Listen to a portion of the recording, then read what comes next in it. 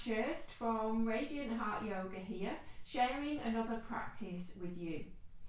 If you're new to yoga, if you're not sure where to start, if you want to take your practice to another level, if you want to watch tutorials on different poses, then click the subscribe button below. If you've any questions, if you've any comments, leave them below, and let's get practicing. Hi there, and welcome to this short tutorial video on a pose called Kurmasana or Tortoise Pose. And it's not a beginner level pose, I will say that, but it's something that you can gradually work your way into.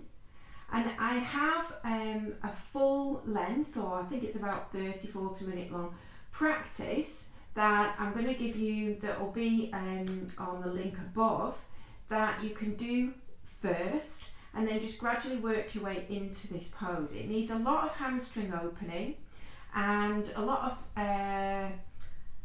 practice at forward folds. But it's not just your hamstrings, it's your inner seams of your legs, so it's your adductor muscles, the inner seams of your legs. So that would be a great way to warm up, is to do that practice first, because you definitely want to be warmed up. I'm just going to show you a few extra stretches and strengthening poses that will help you to get into it. So I have to give credit to my lovely friend Jill from Blue Lotus Yoga for this next one. So you're just going to take your hands behind you and your legs are going to be in Baddha Konasana, so the soles of your feet together. So this will be your inhale, and then as you exhale, you're going to take your legs straight forwards, and then inhale back to Baddha Konasana, and then exhale, opening your legs out wide. Inhale back to Baddha Konasana, and then exhale, legs straight up. Inhale, Baddha Konasana, exhale, stretch your legs out straight. Inhale back, soles of your feet together. Exhale, opening your legs out into straddle. Inhale and exhale. And then one last time, and you can repeat this as many times as you want to really feel as though you're opening up and warming up your inner thighs and your hamstrings. So this is a great pose to practice folding forwards in. You can stay there as long as you need to. And this one, Upavishta Konasana, an excellent one. It's very similar to the shape that you're going to be in for Kurmasana. So coming into it gradually, using whatever props you need, and then as you start to be able to come deeper, so you need to be able to start to get your chest to come towards the floor for Kurmasana. So I like to hold the insides of my heels, and then I can like pull on my feet, so it's like I'm trying to pull my feet towards me, and that lengthens my spine.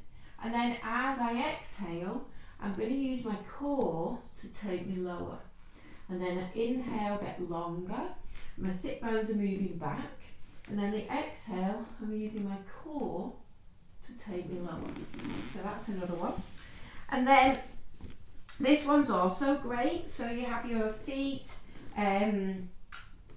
wider than hip width apart, and drop some weight down through your feet, and then you're going to start to bring your elbows and push into your legs. So again, it's a nice stretch for the groins and the inner thighs. You can take it deeper by bringing your fingertips together.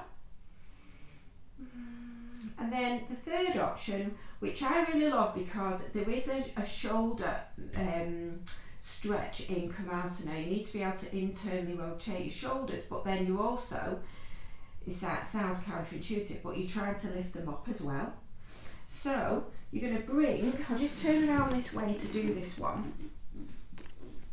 you're going to bring one hand so that it's not right in the middle of your back, it's kind of in between your waist and the middle of your back. And then you're going to hook that arm to the inside. And then same thing on the other side, you're going to hook. So you're pushing, so you're getting the inner groin stretch, you're spreading your fingers out at the back, and then you're pushing your elbows into your legs. So you've got this internal rotation, but you're trying to resist that by rolling your shoulders back. So that's another one. That's quite intense in your shoulders if you're not used to that. And then another one that I really like, because Kurmasana, you're going to have your feet about, so not as wide as we just did, and not as narrow as, definitely not that, but not as narrow as hip width apart. It's going to be a sort of in between there. But I like this one to open up the sides of the waist and just sort of get everything moving a bit more freely in the torso, is to have the feet a little bit wider and then come into a forward fold, kind of nestling in. And then starting off with the right arm, just keeping my forearm down, pushing the floor away and reaching this left arm up. And then reaching this hand over for the outside edge of my right foot, and then I'm holding the inside edge of my right foot with my right hand. And then I'm going to pull on the foot a little bit, draw myself forwards, and then I'm going to push this right elbow into the floor and rotate into a twist. So I'm lengthening forwards and I'm rotating around to the left, and then slowly coming back and nestling back in. Left forearm down, right arm up. And then keeping that, see, I'm looking to the side still. Bring my right hand to the outside of the foot, left hand to the inside of the foot, and then I'm like drawing myself forwards and then using this left elbow to rotate myself into the twist.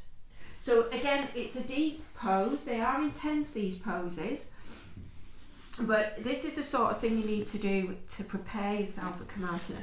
So it starts off like that one that we just did, which we call funky chicken. I know it's a weird name, but, and then what you're going to do is you're going to start to nestle in so that you can get this arm underneath and then the other arm underneath. So you're in this position where your forearms are underneath your shins. And then from here, I'm going to reach my hands out to the sides so that they're kind of level with my shoulders. And then from here, I'm going to start to walk my feet forward, excuse the noise, and my hands out to the sides until I get close to the floor, okay? Then my head's down, and I've got this internal rotation of my shoulders like I had before, but I'm trying to lift out of that to draw myself forwards more, and I'm pushing my legs down into my arms. So this is Kurmasana. So this part of my spine looks like the shell, and then my arms and feet are like the legs of the tortoise coming out of the shell. So when you want to come up, slowly, coming up and releasing your arms, maybe a few little shoulder shrugs.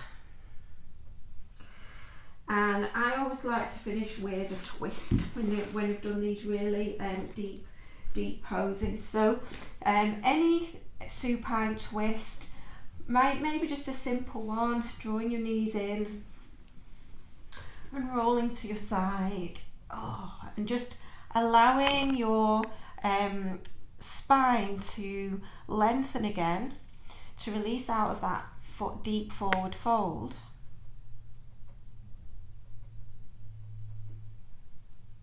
And then switching to the other side.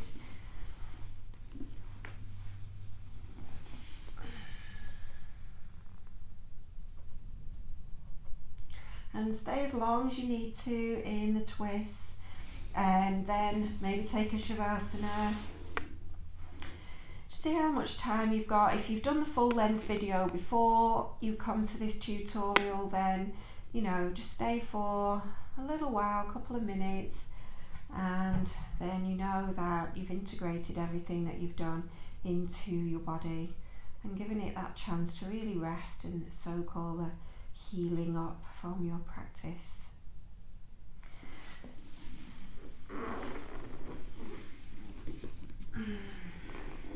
So thank you for watching.